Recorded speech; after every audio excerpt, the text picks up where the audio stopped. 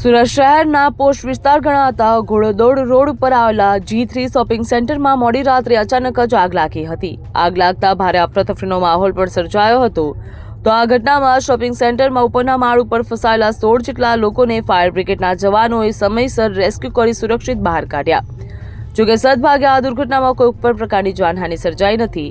મળતી માહિતી અનુસાર સુરત શહેરના ઘોડદોડ રોડ ઉપર આવેલા G3 shopping centre ground plus 4 માળ છે, જ્યાં શોપિંગ સેન્ટરમાં બેઝમેન્ટમાં આગની શરૂઆત થઈ હતી। જોકે આગ લાગવાનું પ્રાથમિક કારણ હજુ પણ અકબંધ છે, પરંતુ જાણવા મુજબ ફ્લોર પર પ્લાસ્ટર ઓફ પેરિસ અને વાયરિંગના આગ લાગી હતી। આગની જ્વાળા કરતાં વધુ ચિંતાનો વિષય ભારે ધુમાડો હતો, જે ઝડપથી શોપિંગ સેન્ટરના ઉપરના ફ્લોર તરફ પ્રસરી ગયો હતો। ધુમાડાના કારણે ગુંગળામણ થતાં ઓનલાઈન કાપડની ઓફિસમાં કામ કરતા 16 જેટલા લોકો ઉપરના માળે ફસાઈ ગયા હતા। તો આ જોખમી પરિસ્થિતિમાં તાત્કાલિક ફાયર વિભાગને જાણ કરવામાં આવી હતી।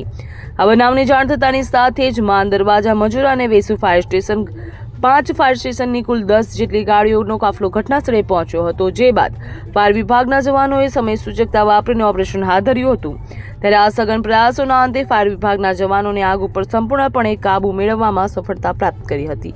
બ્યુરો રિપોર્ટ, ખબર ગુજરાત લાઈવ।